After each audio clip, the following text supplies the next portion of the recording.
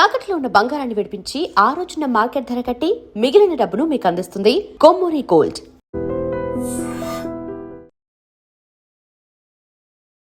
నమస్తే, welcome to I dream. నేను వలి. Cinema ఇండస్ట్రీలో ప్రస్తుతం ఎగ్జిబిటర్లకు అలాగే సినీ నిర్మాతలకు మధ్య వివాదం చిలికి గాలివాన్లా మారుతోంది.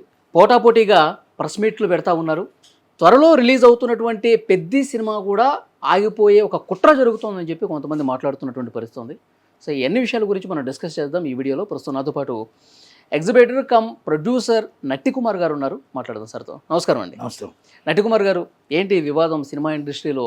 ఎప్పుడు ఏ పెద్ద సినిమా రిలీజ్ అవుతున్నా సరే ప్రెస్ మీట్లు పెట్టి మాకు న్యాయం చేయాలి అని చెప్పి అడుగుతూ ఉన్నారు. ఎందుకు ఎగ్జిబిటర్లకి అన్యాయం జరుగుతుంది? ఎగ్జిబిటర్ల సమస్యలు ఎందుకు పరిష్కారం కావట్లేదు? ఎందుకు వాళ్ళు మీడియా ముందుకు వస్తా ఉన్నారు? ఎగ్జిబిటర్కి ప్రొడ్యూసర్కి గొడవ లేదు ఇక్కడ. ఎగ్జిబిటరు ఎప్పుడు కూడా ప్రొడ్యూసర్ వైపే ఉంటాడు. ప్రొడ్యూసర్ ఎప్పుడు ఎగ్జిబిటర్ వైపే ఉంటాడు. రెండు గ్రూపులు గొడవ ఇది, రెండు ఆఫీసులు గొడవ ఇది, రెండు యూగోలు గొడవ ఇది. రెండు గ్రూపులుగా తయారయ్యారు. ఒకటి దిల్ రాజు గ్రూపు, ఒకటి మైత్రి గ్రూపు.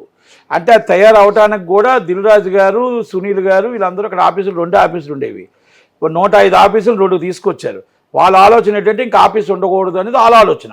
తప్పేం లేదు. వాళ్ళు ఏంటంటే మా సినిమాలన్నీ దిల్ రాజు గారికి ఉండేవి. ఓకే, ఎవరి ఇష్టం వాళ్ళది. మైత్రి వాళ్ళు వేరేగా ఆఫీస్ పెట్టుకున్నారు. మన సితార వంశీ గారు మేళ వేరే సినిమా అన్నపూర్ణ ఆఫీస్కి ఇచ్చుకుంటున్నారు. డిఫరెంట్ అంటే కంటెంట్ ఈజ్ ఓనర్, వాళ్ళ ఇష్టం అది. అలాగే అక్కడి నుంచి స్టార్ట్ అయింది.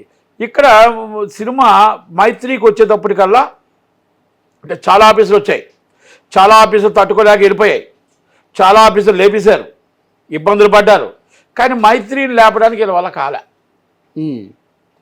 ఉన్న ఫ్రాంక్ చెప్తాను, ఇది నిజం. ఎవరు అవునన్నా కాదన్నా. అయితే ఇక్కడ మైత్రి సినిమా చేసేటప్పుడే ఎగ్జిబిటర్లతో ఒక చిన్న, ఇక్కడ లోకల్ అంటే ఎగ్జిబిటర్లు అందరూ ఒకటే లీజు. సునీల్ గారు మెజార్టీ పీపుల్ దిల్ రాజు గారు ఆపేసే. వీరిద్దరు మెజార్టీ పీపుల్ ఎగ్జిబిటర్లు ఈ మాట కాదని వెళ్ళలేరు కాబట్టి దాని నుంచి ఇంకో మెజార్టీ చేస్తారు. ఆంధ్రప్రదేశ్కి ఎగ్జిబిటర్లు ఎప్పుడు కూడా పాపము ఏ రోజు కూడా ఎవరు అలాగా యాంటీ చేసి మేము సినిమా ఇవ్వని చెప్పిన వాళ్ళు ఉండరు. ఎందుకంటే ఇప్పుడు నేను చెప్తున్నాను కదా, నేను ఒక ఎగ్జిబిటర్ని, ఆ టైప్ ఆఫ్ ఉండదు. అయితే నేనేమంటున్నానంటే మీకు యూగో ఉంటే మాట్లాడుకోండి, తప్పలేదు. కానీ అంటే దిల్ రాజు మైత్రి మీద కక్ష కట్టారంటారా మీరు? ఆఫీస్ ఉండకూడదు అనేది ఆలోచన వాళ్ళకి. ఓకే, కక్ష కట్టారు అనేది అంటానికి ఏముండదు, కానీ ఆఫీస్ ఉండకూడదు అని. మళ్ళీ అందరూ ఫ్రెండ్సే. దిల్ రాజుకి మైత్రి రవి తమ్ముడే, నవీన్కి అన్నయ్య, అందరూ తమ్ముడులే, అందరూ అన్నదమ్ములే. మళ్ళీ అందరూ ఒకటే కాపీ చదువులు కూర్చుంటారు. అందరూ గిల్ట్లో, మళ్ళీ అందరూ ఒకటే మెయిన్ గిల్ట్. వాళ్ళందరూ మళ్ళీ గిల్టే. వాళ్ళకే గొడవలు యూగోలు. అయితే ఓకే, ఇవన్నీ పక్కన పెడితే నేనేమంటానంటే మీరు పర్సంటేజ్ సిస్టమ్ అడగడంలో ఎగ్జిబిటర్ తప్పలేదు. పర్సంటేజ్ సిస్టమ్ ఎగ్జిబిటర్ అడుగుతున్నాడు. అలాగే డిస్ట్రిబ్యూటరు ఎగ్జిబిటర్ కాపాడుకోవాల్సిన బాధ్యత ఉంది. ప్రొడ్యూసర్ కాపాడుకోవాలి, ప్రొడ్యూసర్ని కూడా మనం కాపాడుకోవాలి. ఇప్పుడు పెద్ది అనే సినిమా ముందు తీసుకొచ్చి, అధికారి వేరే వాళ్ళని ముందు సినిమా తీసుకొచ్చి, మీరు ఇలాగ తీసుకొచ్చిన సమయంలో తీసుకొచ్చి మేము సినిమా చెయ్యము అంటే ఇండైరెక్ట్గా వెయ్యము అని చెప్తున్నారు. మేము రేట్లు జీవో వచ్చినా పెంచము అంటే అర్థం ఏంటి? పెద్ద రేట్లు వచ్చినా మేము వెయ్యము, మేము పర్సంటేజ్ సిస్టమ్ లేకపోతే వెయ్యము అంటే ఇండైరెక్ట్గా పెద్దని ఆపుతాం. ఓకే, పెద్దని ముందు పెట్టి మా కోరికలు నెరవేర్చుకుందాం అని అనుకుంటున్నారు. తప్పలేదు మీ దాంట్లో. నిజంగా న్యాయమైన కోరికలు ఉంటే మనం కూర్చొని ఛాంబర్లో కూర్చొని మాట్లాడుకోవాలి. ఎగ్జిబిటర్ కాపాడుకోవాల్సిన బాధ్యత ఉంది. అంటే ఎగ్జిబిటర్లది న్యాయమైన కోరిక కాదంటారా? డిమాండ్ కరెక్ట్ గా 100% న్యాయమైన కోరికే, కానీ పర్సంటేజ్ అనేది న్యాయమైన కోరిక కాదు.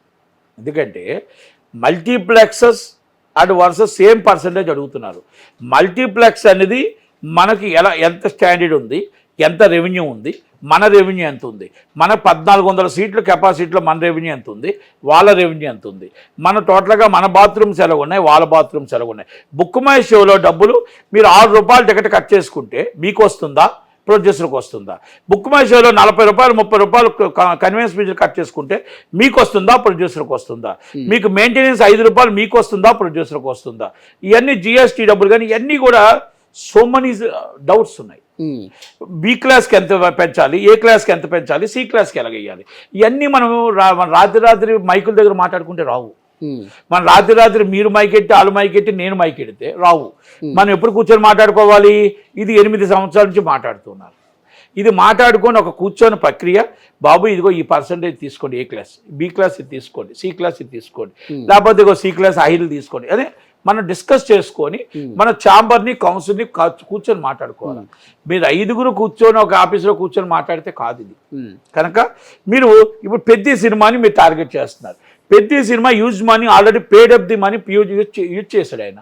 ఆయన చేసేటప్పుడు ఆయన ఆలోచనతో ఏం చేశాడు, నాకు ఒక రేట్ వస్తుంది, నాకు ఒక రేట్ అమ్ముతాము, అభిమానులు ఈ సినిమా చూస్తారు, ఆ అభిమానులు 3 రోజుల్లో ఈ కలెక్షన్ వస్తుంది, అందుకే డిస్ట్రిబ్యూటర్కి ఈ రేటుకి అమ్ముతున్నాను, డిస్ట్రిబ్యూటర్ వచ్చి ఎగ్జిబ్యూటర్ నాకు ఎంత డబ్బు వస్తుందని మొత్తం అంతా అయిపోయింది.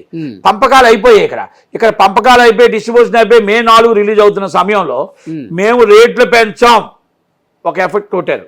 మేము పర్సంటేజ్ సిస్టమ్ ఉంటేనే వేస్తాం అంటే 2 ఎఫెక్ట్ కొట్టారు. ఈ 2 ఎఫెక్ట్ ఎంత తగులుతుందో తెలుసా, దాదాపు 100 కోట్లు ఎబో నష్టం వస్తుంది. ఓకే, అప్పుడు పరిస్థితి ఏమొస్తుంది, సినిమా ఆగిపోయే పరిస్థితి వస్తుంది. ఒక నిర్మాత ఎక్కడి నుంచి కట్టగలుగుతాడు డబ్బు అది? ఇప్పుడు ప్రేక్షకుడు సినిమా బాగుంటే చూడటానికి రెడీగా ఉన్నాడు. ప్రేక్షకుడు రేటు పెరిగింది, రేటు బాగా పెంచారు లేకపోతే తగ్గారు అంటే బాగులేకపోతే చిన్నోడు ప్రేక్షకుడు చూడడం. ఓకే, అయితే సింగిల్ స్క్రీన్ థియేటర్ల సమస్యలు పరిష్కారం కావాలంటే ఆ ఒత్తిడి అనేది ఎక్కువ ఉన్నప్పుడే పరిష్కారం అవుతాయి కదా, ఆ ఆలోచనతో తప్పు. మీరు ఎవరి మీద పెడతారు ఆ ఒత్తిడి? అంటే పెద్ద సినిమా మీద పెడతారా? రామచంద్ర గారు ఏమైనా బాకీయా, లేకపోతే మీకు చిరంజీవి గారు ఏమైనా బాకీ? మెగా ఫ్యామిలీ మీద మీ టార్గెట్ ఏంటి? హరిహర పవన్ కళ్యాణ్ గారి టార్గెట్ ఏంటి? మీకు ఇంకో సినిమా రాలేదా? ఏం వచ్చాయి కదా సినిమాలు, ఏం మరి అప్పుడు లేదు ఒత్తిడి లేదా మీకు? అఖండ సినిమా రిలీజ్ అయినప్పుడు ఒత్తిడి లేదా? వార్ 2 చేసేటప్పుడు ఒత్తిడి లేదా? రాజాసాబ్ చేసేటప్పుడు ఒత్తిడి లేదా? అంటే మీ డిస్ట్రిబ్యూషన్ కాబట్టా? మీ డిస్ట్రిబ్యూషన్ కాబట్టా? సంక్రాంతికి వస్తున్నప్పుడు ఒత్తిడి లేదా మీకు? మీ ఆఫీస్ నుంచి మొదలు పెట్టాలి. మీకు మన ఆఫీస్ నుంచే మొదలుపెట్టి నాదే మొదలు పెడుతున్నానని చెప్పాలి కదా. నేనేమంటున్నానంటే మీకు మెగా ఫ్యామిలీతో వ్యక్తిగతంగా ఏమైనా ఉందా? మెగా ఫ్యామిలీతో మీరు ఇప్పుడు మీకు ఏమైనా ఇబ్బంది కలిగిందా? మీరు ఇంతమందిని వెనకేసుకొచ్చారు. ఒక ఎగ్జిబ్యూటర్ పెద్ద సినిమా అయినని చెప్పమానండి. మీరు పర్సంటేజ్ సిస్టంలో నెయ్యవద్దు అంటున్నారు కదా. ఓకే, యాక్చువల్ నిన్న ఏషియన్ సునీల్ గారు కూడా లెక్కలు సహా చెప్తున్నాడు కదా, చిన్న థియేటర్లు సింగిల్ స్క్రీన్ ఉన్న థియేటర్లు ఎంత లాస్ అవుతున్నాయి అని చెప్పి ఆయన మాట్లాడుతూ ఉన్నారు కదా. ఏమండి, ఎంత లాస్ అవుతున్నాయి అని ఆయన చెప్తున్నాడు కదా. ఇప్పుడు ఒక సినిమాని మీరు పర్సంటేజ్ సిస్టమ్ వెయ్యాలి అంటే, మీకు సింగిల్ స్క్రీన్లో వెయ్యాలి అంటే మరి ఆయన ప్రొడ్యూసర్ కదా, ఆయన సినిమా అప్పుడు స్టార్ట్ చేయొచ్చు కదా. మొన్న డకాటీ చేశాడు కదా, మరి ఆయన సినిమాతో స్టార్ట్ చేసి ఉంటే బాగుంది కదా ఉదాహరణకి. లేకపోతే ఆయన డిస్ట్రిబ్యూటరే కదా, ఆయన ఎగ్జిబ్యూటరే కదా. అంటే నేనేమంటున్నానంటే తెలంగాణ ఛాంబర్ ప్రెసిడెంట్ కదా. మరి మీరు కూర్చొని మాట్లాడి ఇది డిసైడ్ చేయండి. పెద్దలు మీరు ఎవరంటే 10 మందే కదండి సినిమాలు తీసేవాళ్ళు, 10 మందే కదండి డిస్ట్రిబ్యూషన్ చేసేవాళ్ళు, 10 మందే కదండి ఎగ్జిబ్యూటర్ లీజులో ఉన్నవాళ్ళు. మీరే కొట్టుకొని ఇప్పుడు రోడ్డు మీదకి వచ్చి మా హీరో సినిమాని ఆపుతానంటే మాకు ఎలా ఉంటుంది? బాధ అనిపించదా? ఇప్పుడు మీరు అడుగుతుంది మా హీరో సినిమాని ఇబ్బంది పెడితే బాధ అనిపించదా అని అడుగుతున్నా. ఓకే, మీరు ఇంతకుముందు ఒక మాట అన్నారు 8 సంవత్సరాల నుంచి ఈ సమస్య ఉంది అని. మరి ఎందుకంటే సార్ ఇంతవరకు సినిమా పెద్దలు కూర్చొని అసలు భవిష్యత్తులో ఇలాంటి సమస్య రాకూడదని చెప్పి శాశ్వత పరిష్కారం దిశగా అలాగే లేదు. ఇప్పుడు మీరు రోడ్డు మీద ఒక ఒక యాక్సిడెంట్ జరిగింది అనుకోండి, ఆర్టీఓలు మొత్తం జల్లిని పట్టినట్టు పడతారు 5 రోజులు. 6వ రోజు అస్సలు కనపడరు, మళ్ళా యాక్సిడెంట్ అప్పుడే కనపడతారు. అవునా? ఫైర్ సర్వీస్లో ఒక్క ఫైర్ జరిగింది అనుకోండి మొత్తం జల్లి పెడతారు, నీ కాగితాలు ఉన్నాయని. మా వాళ్ళు కూడా అదే పరిస్థితి. పెద్ద రిలీజ్ అయిపోయిందంటే మరుసటి రోజు పక్కన పెట్టేస్తారు. నేనేమంటున్నానంటే 6 నెలలు పెట్టుకోండి, జనవరిలో నుంచి పెట్టుకోండి, మీరు అన్ని కరెక్ట్గా చేసుకోండి. ఇప్పుడు కూడా ఎగ్జిబ్యూటర్ని ఇబ్బంది పెట్టద్దు. ఎగ్జిబ్యూటర్కి ఏ విధంగా ఇవ్వాలి, ఈ పెద్ద సినిమాకి ఏ విధంగా కొంచెం హైప్ చేయాలి, బెనిఫిట్స్లోకి మనం మల్టీప్లెక్స్కి ఇస్తున్నట్టు ఏ విధంగా కొంచెం పెంచాలి, ఏ విధంగా చేయాలి, అంతా తాత్కాలికంగా మనం అంతా చేసుకొని ముందు రిలీజ్ పెడదాం. ప్రొడ్యూసర్ని ఆలోచిద్దాం, డిస్ట్రిబ్యూటర్ని ఆలోచిద్దాం, ఎగ్జిబ్యూటర్ని ఆలోచిద్దాం. మనం ఈ ప్రాబ్లం సాల్వ్ చేయడానికి కూర్చోవాలి. మైకుల మీద కూర్చుంటే అవ్వదు. ఇప్పుడు నేను మైక్ పెడతా లేకపోతే ఇంకోళ్ళు మైక్ పెడితే అవ్వదు. ఇదన్నీ ఆలోచించి సినిమా రిలీజ్కి ఇబ్బంది కలగనివ్వకుండా జనవరి 7 నుంచి మీరు ఏమనుకుంటున్నారో అది అమలు చేద్దాం. ఏ క్లాస్ ఎంత, బి క్లాస్ ఎంత, సి క్లాస్ ఎలా చేద్దాం, ఇవన్నీ మాట్లాడదాం. ఒక్కొక్క డిఫరెంట్. ఇప్పుడు సి క్లాస్లో మీరు మాట్లాడుతున్న మాటల ప్రకారం ఎలాగెళ్తుంది, ఒక థియేటర్కి నాకు తెలిసి మీ 1400 కెపాసిటీ ఉన్న థియేటర్ అనుకోండి, దేవిసేవ అంటే అమ్మమ్మ, వారానికి ఇప్పుడు ఇలాగ పర్సంటేజ్ చేసి 60 లక్షలు తేడా వస్తుంది. రేట్లు పెంచి అమ్మితే 60 తేడా వస్తుంది, 50 నుంచి 60 తేడా వస్తుంది. అలా మనం మొత్తం 408 థియేటర్లు ఉన్నాయి. అలాగే ఆంధ్రప్రదేశ్లో 1600 థియేటర్లు ఉన్నాయి. మరి ఎంత తేడా వస్తుంది? నిర్మాత ఎంత తేడా, డిస్ట్రిబ్యూటర్కి ఎంత తేడా వస్తుంది, ఏరియా నుంచి ఎంత తేడా వస్తుంది? మీరు చెప్పండి నాకు. ఓకే, ఇప్పుడు ఇవన్నీ నేను ఏమంటున్నా అంటే ఎగ్జిబిటర్ బాగుండాలి. మనం అంత అబ్నార్మల్ రెంట్ ఎంత అక్కడ దేవీస్ ఏమంటాం 7 లక్షలు అంటే 8 వేసుకుందాం పోనీ. 7-8 లక్షల్లో ఉన్న రెంట్కి 60 లక్షలు అంటే 52 లక్షలు తేడా వస్తుంది. మనం అలాంటప్పుడు మనం ఏదైనా ఇప్పుడు ఒక రాత్రి ఆ 8 వచ్చి 70 లక్షలు అవ్వదు కదా. 8 లక్షలది 10 లక్షలు అవుతుంది, 12 లక్షలు అవుతుంది, 13 లక్షలు అవుతుంది. కరెక్ట్. రాత్రి మీరు 8 లక్షలది 50 లక్షలు అవుతుందా? ఇది కరెక్టా? ఇది న్యాయమా? ఆ ప్రొడ్యూసర్ ఏమవ్వాలి, ఆ డిస్ట్రిబ్యూటర్ ఏమవ్వాలి? ఇప్పుడు అయిపోయింది అంత మొత్తం టోటల్గా పంపకాలు అయిపోయాయి. పంపకాలు అయినప్పుడు మాట్లాడటం కరెక్ట్ కాదు అంటాను నేను. మీరు ఇప్పుడు మాట్లాడుకొని మీకు ఏ పర్సంటేజ్ కావాలి, బి ఏం కాదు, ఎలా అన్ని మాట్లాడుకొని సెట్ చేసుకొని సంసిద్ధంగా ఉన్నారు వాళ్ళు. అందరూ ఉన్నారండి, ఏబీసీ అందరూ ఉన్నారండి. ఎవ్వరు ఇక్కడ ఇబ్బంది లేదండి. ఎగ్జిబిటర్ ప్రొడ్యూసర్ ఎప్పుడు కూడా ఎగ్జిబిటర్ కాదండి. సింగిల్ స్క్రీనర్ ఉంటేనే అందరూ బాగుండాలని కోరుకుంటాం. నేను కూడా ఎగ్జిబిటర్నేనండి. డిస్ట్రిబ్యూటర్ బాగుండాలండి. వాళ్ళు కూడా అందరూ పాపం వాళ్ళు కూడా ఆధిపత్య పోరు తప్ప ఇది నిజమైన ఎగ్జిబిటర్ ఎవరు కూడా ఈ సినిమా పెద్ద ఎయ్యను అని చెప్పలేదు. ఏమంటే మాకు 4 వారాలు రెంట్లు వచ్చాయండి వరప్రసాద్, మళ్ళా సినిమా వస్తే పెద్ద రెంట్ వస్తుందండి. వాటి కోసం ఆలోచిస్తాం కానీ మేము ఇవన్నీ ఎలాగో ఆలోచిస్తాం చెప్పండి. మీరు అలా ఒక్క నిమిషం ఆలోచించండి.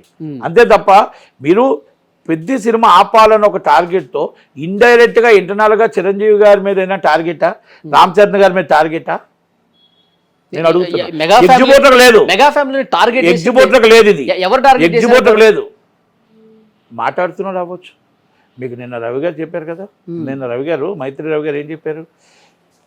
గేమ్ చేంజర్ నుంచి మీరు ఈ సినిమాల దాకా మీకు లేని బాధ ఇప్పుడు మేము చేస్తున్న సినిమాలకే మీకు ఎందుకు వస్తుందని అడిగాడు.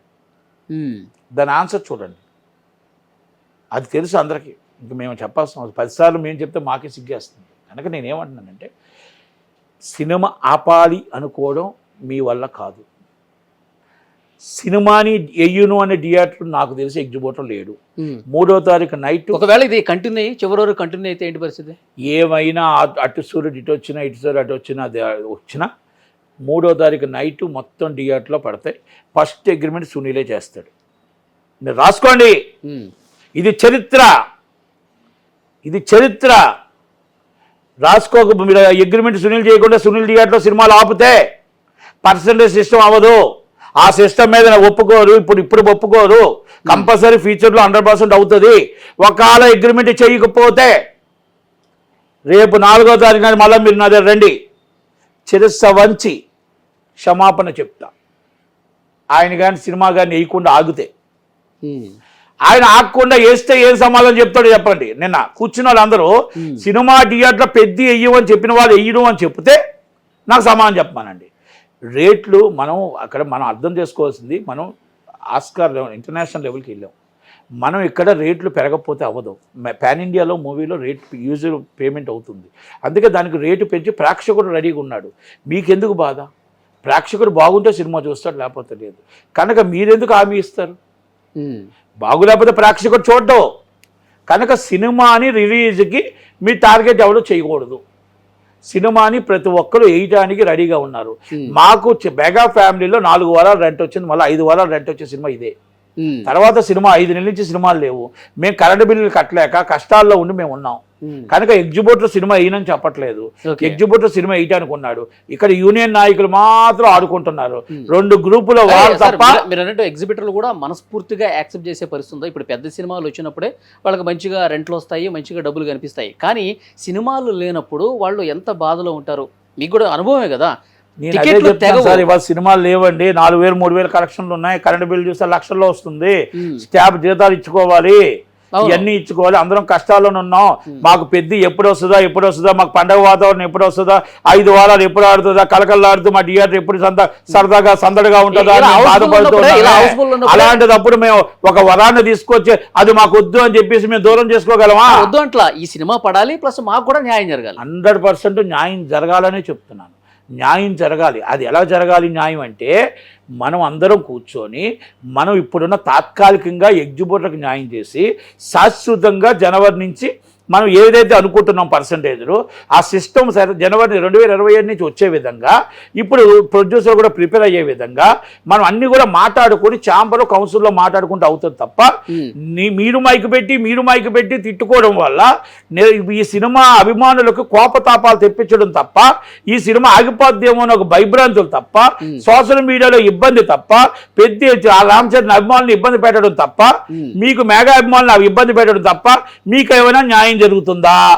మీరిద్దరూ ఇక్కడ పెడితేనే ప్రెస్ మీట్లో నేను ఎక్కడో తేడా వస్తుంది అభిమానుల్లో ఒక భయాందోళన వస్తుందన్న ఉద్దేశంతో నేను రావాల్సి వచ్చింది తప్ప మీరిద్దరూ ప్రెస్కి రాకపోతే నేను రాను. మీరు ఛాంబర్లో కూర్చుంటున్నారు, రోజుకి మాట్లాడుకుంటున్నారు, రోజుకి వెళ్తున్నారు, రోజుకి టీ తాగుతున్నారు, కాఫీ తాగుతున్నారు, డిస్కషన్ చేసుకుంటున్నారు, ఇవాళ ఫైనల్ అంటున్నారు, రేపు మార్నింగ్ వచ్చి నో అంటున్నారు. అది మీ తప్పు. కనుక అందుకే చెప్తున్నా అభిమానులందరికీ మీకు సినిమా 3వ తారీఖు సినిమా పడుతుంది, 4వ తారీఖు బ్రహ్మాండమైన రిలీజ్ ఉంటుంది. ఏ థియేటర్ వాళ్ళు కూడా ఎవ్వరు సినిమా ఆపరు, సినిమా రిలీజ్ అవుతుంది. ఒకటి చెప్తున్నా, పెద్దిని ఆపాలి అనుకున్నాడు మూర్ఖుడు, పెద్దిని వేయకూడదు అనుకున్నాడు దురదృష్టవంతుడు, పెద్ది వేసిన వాడు అదృష్టవంతుడు. Peddi is the blockbuster hit. Thank you very much. Thank you.